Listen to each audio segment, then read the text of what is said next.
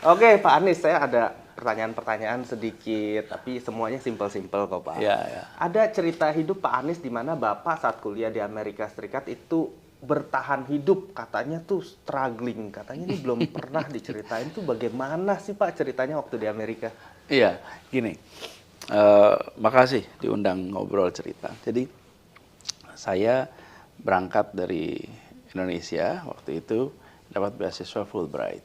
Oke, Kemudian beasiswa itu hanya untuk sendiri. sendiri. Tapi dalam prakteknya saya berangkat dengan anak dan istri. Oh, itu tahun berapa tuh, Pak? Itu tahun 96, 97. 96. Oh, udah sama anak istri? Belum sama istri. Oh, sama Kemudian istri. melahirkan dan lain-lain. Jadi akhirnya kami berkeluarga di Amerika. Oke. Nah, jadi beasiswa, sebenarnya saya meneruskan PhD. Nah, PhD di sana juga saya dapat beasiswanya dari kampus. Nah, biaya hidup di sana itu ya cukup tinggi ya. Sementara pendapatan yang saya dapatkan dari kampus. Oke. Karena itu selisihnya jauh. Saya beri contoh aja. Misalnya saya terima per bulan itu $970. Oke. Kemudian pengeluaran untuk apartemen aja 640. Susah tiga. Kebayang kan sisanya berapa tuh untuk sebulan. Jadi saya harus tarik pendapatan tambahan. Iya. Nah, disitulah kemudian saya kerja macam-macam pekerjaan. Yang penting dapat pendapatan dengan pekerjaan yang baik, yang halal ya gitu. Iya. Apa yang dikerjain macam-macam tuh. Oke. Itu memang periode yang menantang karena satu sisi harus belajar dengan tuntutan yang cukup tinggi. Di kampus itu kalau baca sampai malam, jumlah bacaannya banyak sekali. Bacaan itu bukan banyak sekali. Banyak. Ada Banyak bukunya. sekali. Jadi Oke. misalnya gini, kalau seminggu kita harus baca 1.300 sampai 1.600 halaman per minggu. Per minggu. Dan satu kelas tuh kecil, 5 orang, 6 orang, satu kayak meja makan gitu. Iya. Kelasnya tuh bukan kayak kelas yang masif karena Bukan kan kayak S1 ya, bisa ratusan orang enggak, ya. Kalau 5 PhD, orang, cuma 6 5 orang gitu. Dan kalau nggak baca juga ketahuan. Dan kita semua kan berdiskusi, mendiskusikan apa yang kita baca gitu. Nah, satu sisi tuntutan itu tinggi, kemudian di sisi lain harus cari extra income. Jadi saya kerja macam-macam. Saya pernah bekerja mengurusi ulat-ulat. Ulat. Ulat. Ulat. Ya.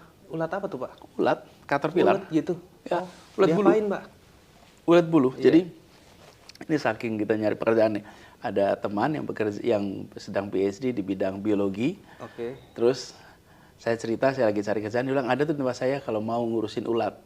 Oke. Jadi, Ini di Amerika di nih. Amerika. Jadi labnya itu dalam labnya dia ada sekitar 1.200 ulat. Oke. Dikotak-kotakin kecil-kecil. Iya. Oke. Kemudian tugas saya merawat. Merawat itu gini. Diambil jadi ada daun di situ, ada kapas. Oke. Kapas itu untuk air sama lembab. Oke. Jadi saya ganti daunnya, terus pupnya ulat itu diambil, Oh, dibersihin. kemudian diganti daun yang baru, Oke. kapasnya diganti, dikasih air lagi. Itu kalau lihat ulat enak nih kalau kita ngobrolin. Tapi kalau harus lihat beneran ya. Bener. Dan itu kan ulat-ulat yang macam-macam lah, 1.200 jenis tuh.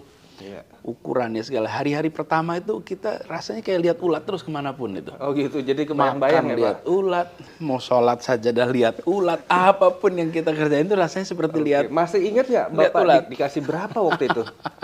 Waktu itu? Iya. Kalau nggak salah itu $8 per jam. $8 per jam. Oke, sehari berapa jam Bapak menyisihkan waktu? Jadi seminggu tuh setiap hari kerja saya kira-kira 4-5 jam. 4-5 jam ngulet ya, Pak, ngeliatin ulat gitu. Oh, itu ngulat. Dan apa ya? Itu tuh kayak nempel betul. Setelah jalan seminggu 2 minggu udah kebiasa. Udah kebiasa. Tapi pas awal itu nggak enak kita mau makan rasanya kayak lihat ulat, apapun yang kita kerjain. Tapi luar biasa sekali ya. Dan itu apa ya? Pengalaman yang unik tuh. Kemudian saya juga sempat jadi ini kan serabutan ya. Iya. Tambah lagi transcriber. Transcriber. Kalau sekarang ya, kalau kita ada ada orang ngomong kan Bikin sudah kontennya. pakai bukan udah direkam Iya. terus kalau bisa keluar langsung jadi teks ya. Oh, iya iya. Kalau iya. zaman dulu kan Diketik waktu ya? itu masih pakai kaset. Iya, iya. Kaset recorder. Jadi peneliti-peneliti yang mereka memiliki kaset-kaset banyak hasil wawancara. Iya. Wawancaranya harus ditranskrip. Oh, Nah, mereka cari tenaga transkrip mesin tik atau komputer tuh? pakai mesin tik. Mesin tik. Enggak, pakai komputer. Tapi komputer ketik gitu, keyboard. Iya. Nah, terus saya pinjam alat playernya itu yang stop play-nya pakai kaki. Oke. Jadi kita Biar ngetik ngetik tangannya, kakinya pause gitu. Iya, iya, Pause iya. gitu. Jadi nggak repot ya. nah, Iya, kalau yang itu kira-kira satu kaset itu 1 jam bisa $100. Wih, banyak duit kalau Tapi, itu. sebentar, ngerjainnya bisa 10 sampai 12 jam. Oh gitu. Jadi kalau Lama lihat satu juga. kaset gitu tuh bukan 1 jam. Iya, Memang iya. rekam suaranya 1 jam. Oh iya, Tapi ngetiknya lama. nyalinnya, wih, panjang itu. Betul, betul. Itu bisa sampai 10 sampai 12 jam tuh. Betul. Apalagi ngerjain bahasa itu. Inggris ya. Iya, bahasa Inggris. Kan dialeknya kadang juga mesti diulang-ulang. Ulang tapi lagi. Jadi semuanya dikendalikan oleh kaki tuh. Iya, iya. Lalu, Luar biasa. nah terus gini, ada satu hal, saya itu urusan mobil. Oke. Oke. Wah, Karena udah bener tuh Pak mobil Pak. Saya jualan mobil Pak. Oke, Nah, oke. jadi kebetulan saya bisa deket gitu sama orang-orang yang bekerja di perbengkelan. Saya suka bengkel. Oke. Jadi saya suka reparasi mobil sendiri, perbaiki mobil sendiri, urusan apapun saya kerjakan sendiri. Oh. Kecuali overhaul yang harus pakai alat-alat gede. Tapi Oke. Mobil Bapak Mobil kerjain sendiri, sendiri. Itu karena nggak ada uang atau Nggak ada karena uang. hobi? Oh, nggak ada uang. nggak ada uang dan sayanya suka gitu. Jadi saya itu pernah sampai tangan itu karena bekerja ngurusin ini bensinnya kan nempel di tangan tuh. Iya. Itu dicuci baunya nggak hilang. Iya. Jadi saya masuk kelas besok itu Bau bensin. tetangga saya itu gini, what happened to your hand? Kata. Karena tangan saya tuh bau bensin yang nggak bisa hilang gitu. iya. Nah, saya kerja memperbaiki itu, kemudian jadi kalau ada yang butuh perbaikan mobil, saya perbaiki. Nah, saya ini kemudian di sana itu ada namanya junkyard. Ya, junkyard. Itu tempat membuang mobil lah. Rusak, mobil tabrakan. Mobil apa semua taruh situ. Nah, itu tempat saya cari onderdil. Iya. Wih, itu yang jaga galaknya nggak kira-kira? Galak di modelnya tuh model orang lapangan yang kasar. Suruh galak sekarang mana berani Pak, calon presiden Pak. Nah, dulu saya kalau datang ke sana ketemu sampai akhirnya saya ini bisa saya dekat, saya ngobrol. Jadi kalau datang ke situ bukan hanya urusan junkyardnya, tapi I made friend. Oh, oke. Jadi dia jadi teman gitu. Karena saking seringnya saya datang. Butuh apapun saya datangnya ke situ. Saya jarang sekali ke toko onderdil. Mahal ya. Selalu datangnya ke tempat junkyard ini.